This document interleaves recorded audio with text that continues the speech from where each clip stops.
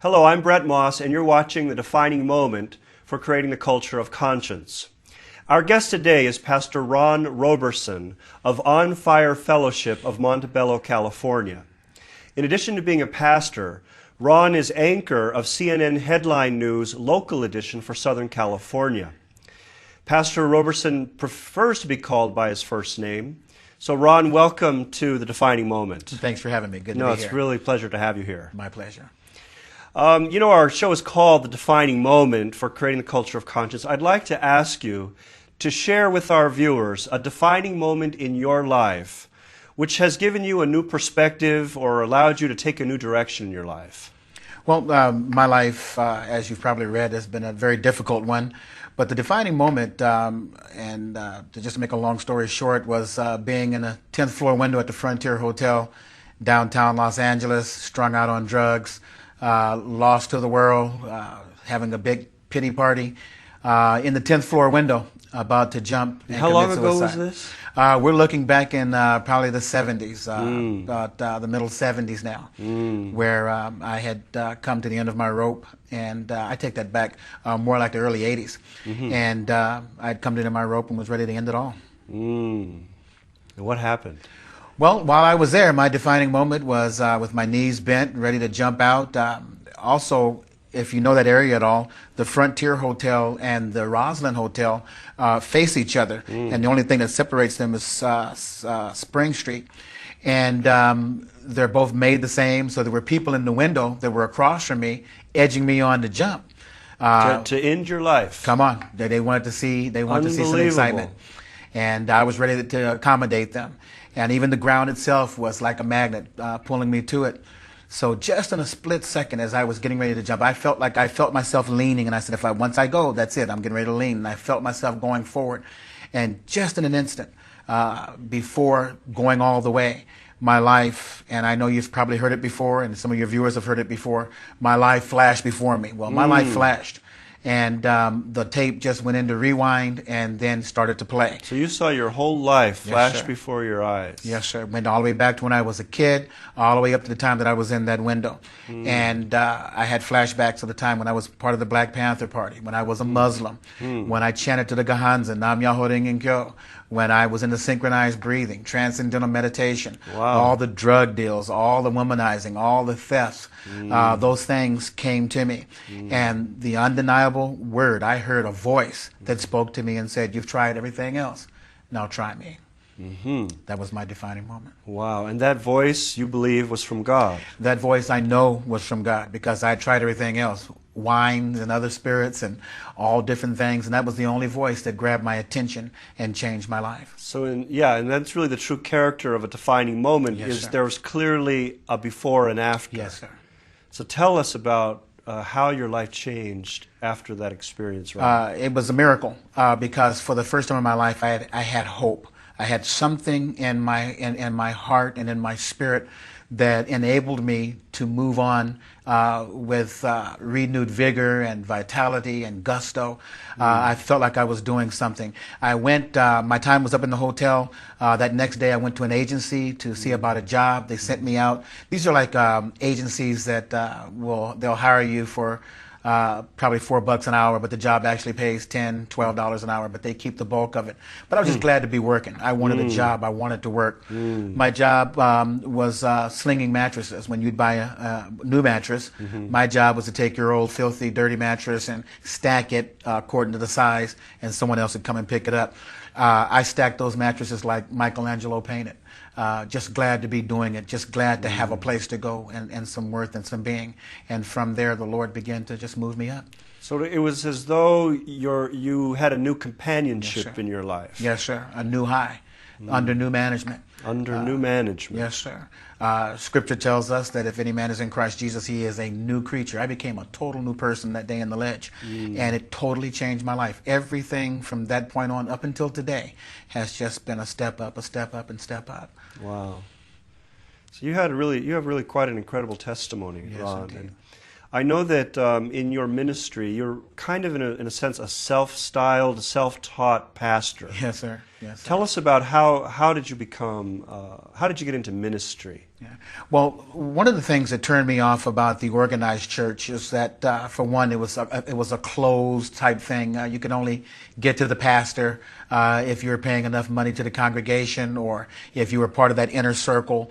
Then I would see pastors, with my community, with gold teeth and Cadillacs, and they were more All like of that turned you off. Turned totally off, totally off, unapproachable. But the spiritual aspect of things, the Word of God is the same regardless of whose mouth it comes out of. Yeah. So the spiritual thing would hit me in my heart, but I would lose it when I would see the actual physicality of things. I understand. So I made up my mind that if I was ever involved, that I'd never become involved in a church like that. Well, lo and behold, I ended up being a pastor, and I didn't even want that. I did not want to be a pastor, but people kind of forced me into it. We like the way you're talking. We like the way you do things. We like the way you teach. And so I pretty much, there's also another saying that whom the Lord calls, he qualifies. I know men that can't read a book, but they can read the Bible. And so from a spiritual standpoint, the Lord began to educate me. And from a spiritual standpoint, I began to stand and I said, Lord, I don't know what I'm going to say today, but let my words be your words. You speak through me. Yeah. And so that's how I'm a living witness that it can happen when you truly sell out to him. And Yeah. And by sell out, you mean surrender completely. surrender completely. And in a sense, it's kind of put God in the driver's seat. That's right. Too many people have God as their co-pilot. He needs to be the pilot. Yeah, very interesting. Yeah. Now, given your past life, having been addicted to drugs and so forth, you are able now to really reach out and help people Yes, indeed. who are struggling from that. Why is it that human beings often wait until they reach the end of their rope before surrendering themselves to God, before allowing God to really lead them in their lives? Why is it that people wait until they're at the end of their ropes? So when you get down to nothing, you've got to make a decision. Either I'm going to just go ahead and just leave here, or I'm going to start stepping up and do something a little better. When reality really kicks in, when you're down to absolutely nothing, like I was pretty much. But why does it take that? Why are human beings, in a sense, why do we wait until we're in that moment of desperation to turn to God? Oftentimes, I'm not saying everyone, but there are a lot of people that, will wait until things really get bad before going. A lot of times the drugs or even your lifestyle, sometimes it's greater than your reality. Reality is when now I have nothing. I have no place to go. I need to do something.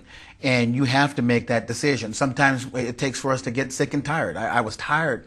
My thought was to commit suicide. I was tired of the life that I was living. I knew it wasn't me. I knew I had to make a change. And my change was, I'll show them. I'm going to jump out of a window and die, and they'll read about me in the paper. So take that. Well, that didn't do me any good, when my senses, when I came to myself, almost like the prodigal son, and biblically, he had all that he needed was right there in his father's house. But when he squandered all that he had and was beginning to eat slop out of the pig pen, he came to himself. And so sometimes it takes you to hit gut bottom to come to yourself, to realize that even if I can just go work at McDonald's, at least I'm a part of society, have a key to open a door to something where I live. I'd rather do that than to be down here, eating out of the pig pen. Yeah. Now, in a sense, were you kind of hoping that someone would reach out to you when you were at that time in your life? And a lot of addicts are like that. They're hoping that someone would rescue them, and that's part of the pity party. I sent out invitations to pity parties, and nobody came. Woe is me. I'm out here, I'm suffering. Why isn't someone sending out a search party to find me? And I helped a lot of people. How come nobody's helping me? I was an abused, abandoned child. Why me? Why me? And so I looked in the faces of people hoping that someone would see me and say, Ron, come on, let me come. Oh, no, not you. I was begging for change and all, eating out of trash cans. Why won't someone come and see and rescue me? Yeah. And they never came. They never came. It's very interesting. So in your work with recovery, what have you discovered about human nature in helping people overcome addiction? Okay. Okay. One of the biggest things is what we just talked about.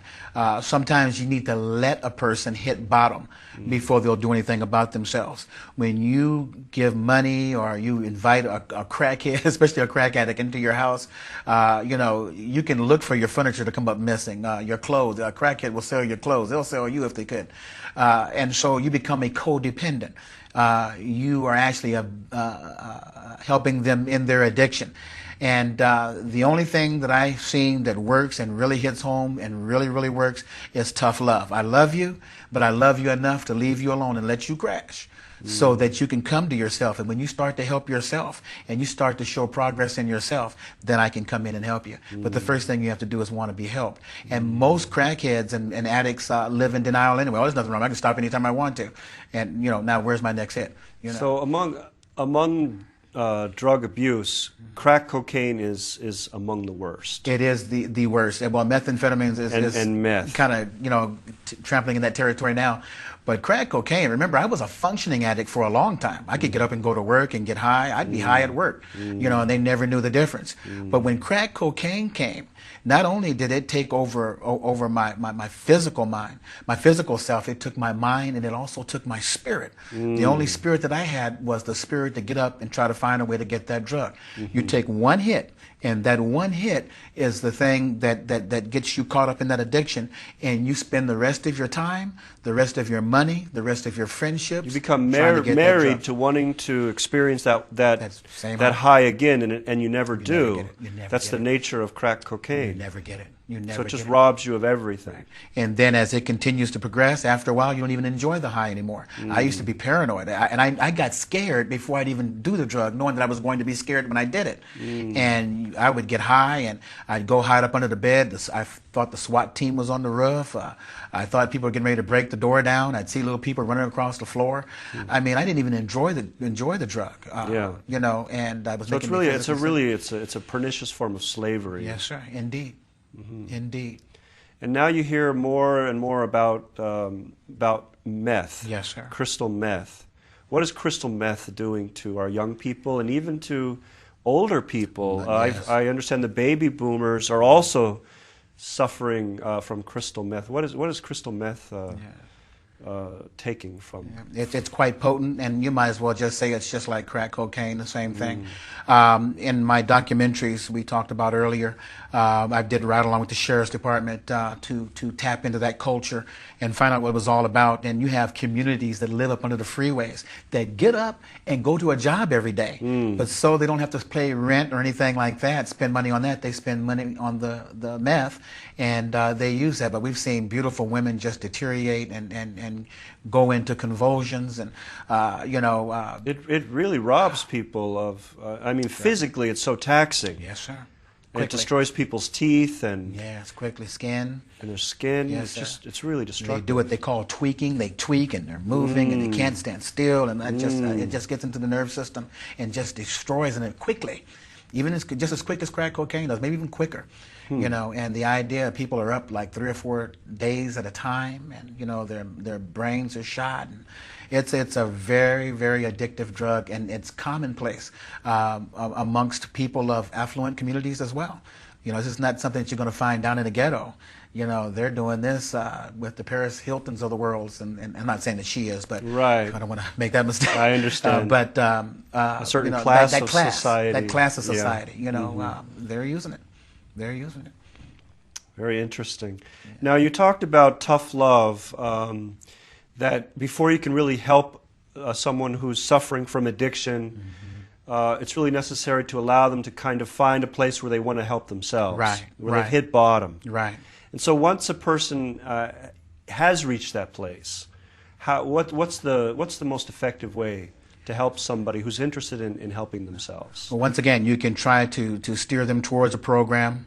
You can tell them that I'm here for you and I love you, but you're going to have to straighten out your lifestyle and what you're doing and show some progress in that. The worst thing you can do is to continue to give them money or continue them to allow them to live in your home and those type of things.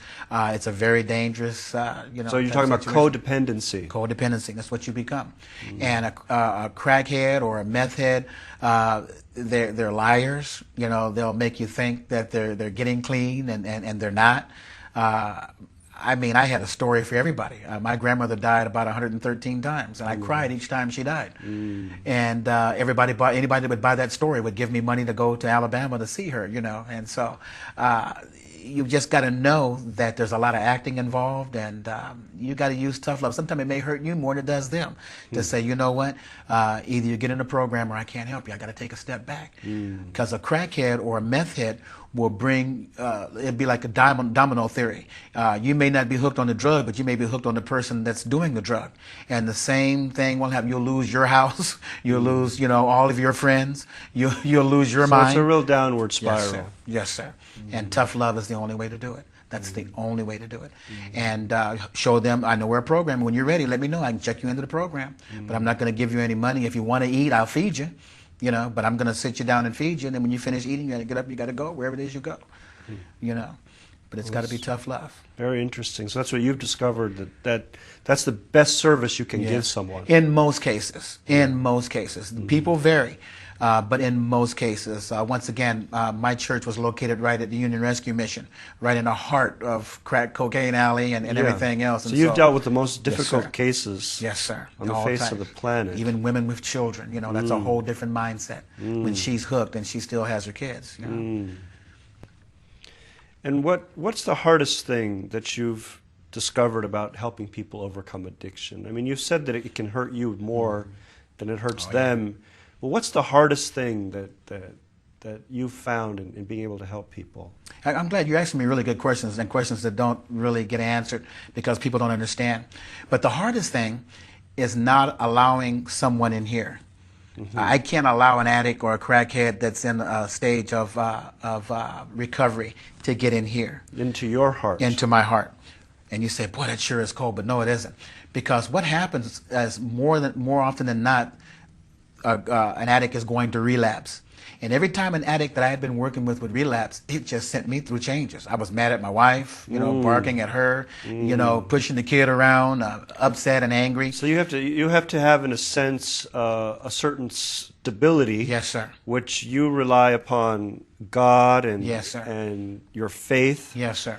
And then you can reach out and help others, but allow yourself a certain protection, a certain... Indeed. You have to. You have to. Because if you don't, it'll destroy you. Once again, you become a codependent again. Well, obviously, you're a man who has, experienced the worst that life has to offer. Yes. And now you have a track record of 20 years of not being sucked into that kind of tragic situation. So you're a real survivor. Yes, sir. And someone who's done it effectively and successfully. Yeah. So obviously we're interested in what secrets you've learned. Right. And this is one of them. Right. To keep in mind that for a fireman to go in and rescue some people in a burning building, you've got to, in a sense, be able to still walk out. Right. Indeed.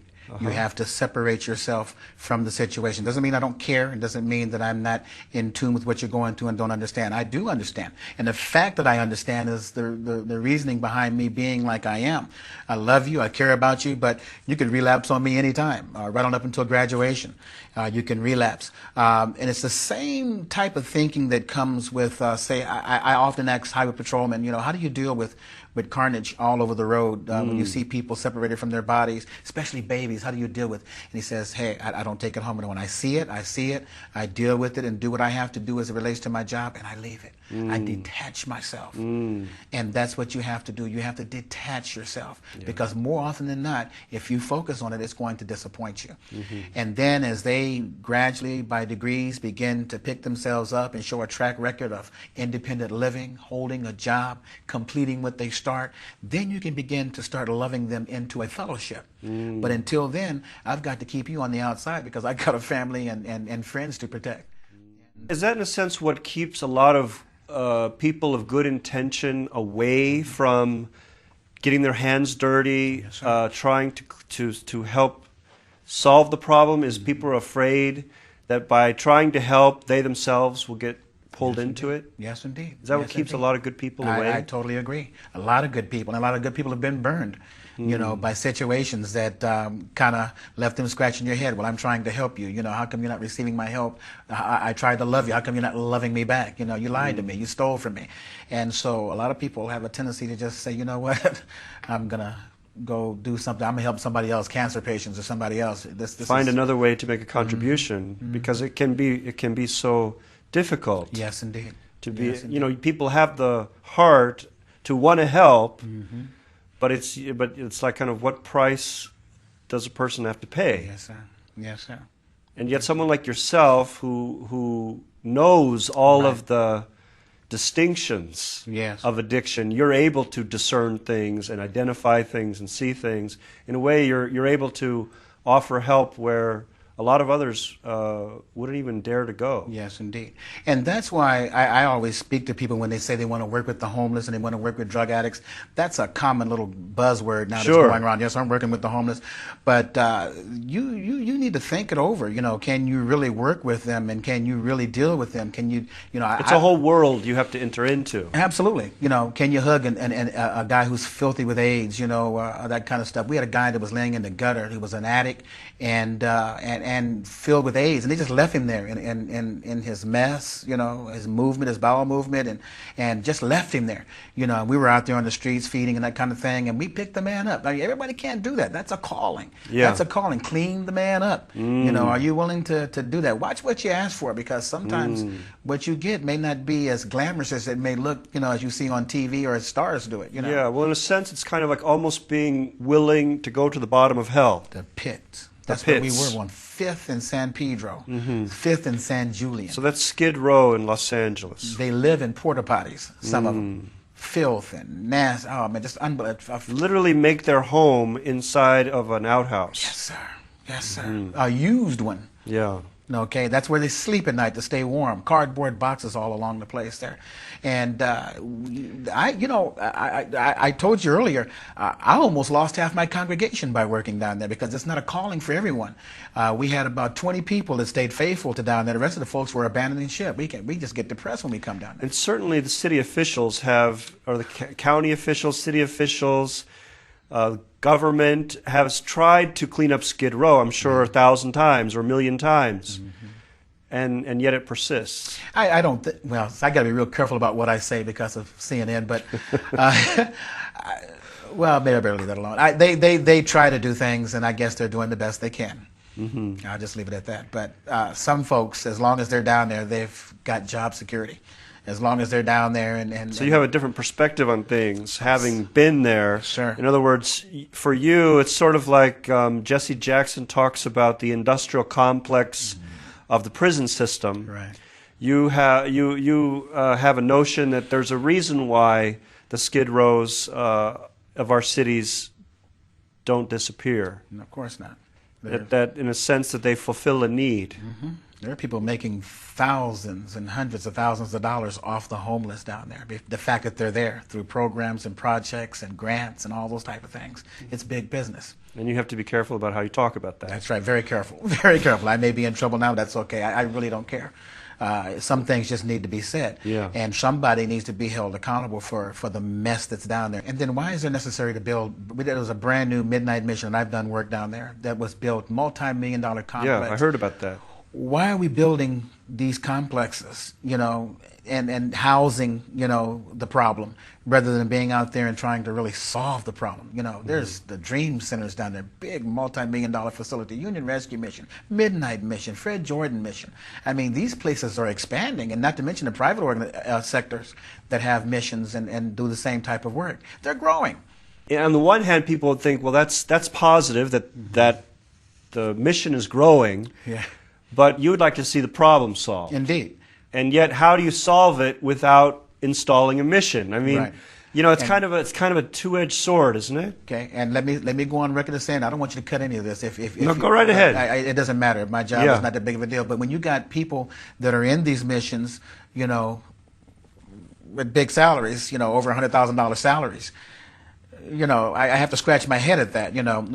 What's going on? Why are these big salaries being paid to these people, and yet the problem is not getting any better? It's growing. You're building more facilities. What's happening? So for you, it's like an industrial complex, Yes, in indeed. a sense. Yeah, Homelessness, sure. and It's addiction. a revolving door. A revolving door. The thing that needs to be done is that you get a person, you get them clean and sober, but you don't throw them back out to the street again. Then they go right back into what they just come out of, Yeah. and that's all they know. But then, I know Union Rescue Mission does a good job with computers and all that kind of stuff. So they go through training, and then allow me to stay in an apartment, to learn how to pay my bills, because some people have had 20 years of addiction. I've had 20 years clean and sober. Some have had 20, 25, 30 years of addiction, and they don't know how to pay their bills. They don't know how to write a check. They don't know, how to shop. The basic life skills need to be taught. Indeed. Basic life skills, independent living. And you don't feel enough of that's being done No. through the kind of mission work that's being done. They put them in SROs, the single senior resident occupancy SRO, whatever it is. These are single rooms where men and women live, and they're like little hole in the walls, and they don't learn anything there. They're just housed there, and they can pay that bill, that rent, through their government general relief check or whatever, that type of thing. But man, some of these folks need to be rehabilitated, as it relates to job skills. So there isn't really enough rehabilitation work being done. That's where I think the clog is. That's where I think the problem is. There's not a vision for that. No, I think there's a vision, but I don't think the visions are being, acted out. I don't think It's not being realized. No, sir. It's just a dream. Just a dream. You hear them talk about it. It's a buzzword. But you don't see people rolling up their sleeves and providing pathways for Right. rehabilitation. Right. And then you got a problem. There's going to be a problem down there real quick. Where even, when people become frustrated and now have no place to go, but you're going to lock them up in jail. The jails are already overloaded. I saw a thing on the news just yesterday where a lady was put out on the streets after being released from a hospital. Just put on the streets, still in her gown and stuff, downtown Los Angeles. So you've got people down there that are not drug addicts. Some folks are down there that are just sick. Some people have mental problems. Some people are displaced from other countries. I've met people from Australia down there. Sure. That The whole don't know where to world go. kind of ends up on downtown LA's Yes. doorstep, right? So why aren't those folks being taken care of? Have some kind of immigration thing or something, or some kind of place where we can keep you safe here for a moment, but we're going to show you how to to really make it in solve this the country. problem. Families. The biggest growing population down there is women and children. On a daily basis, they're coming in groves. That is in tragic. groves. And what happens? What happens to these kids when they start growing up and they got to go to school through all that filth and stuff? What happens? What kind of culture are we creating? Yeah. What kind of subculture is that? And then how does that culture start to retaliate? When they get pushed up against the wall and there's no place else to go. Yeah. You know, So eventually society has to pay the bill for that. pay now or pay later. Exactly. Well, Ron, it's really been a pleasure for me to have you here on Defining Moment. I Thank really you. appreciate your insights and your wisdom, really based in real experience and your love of God. Thank you so much for coming on our show today. Thanks for having us. My pleasure. A real pleasure. Thank you so much. Thank you. You've been watching The Defining Moment for creating the culture of conscience. If you'd like to know more about our show, you can find us on the internet at www.definingmoment.tv. Thanks for watching and have a great day.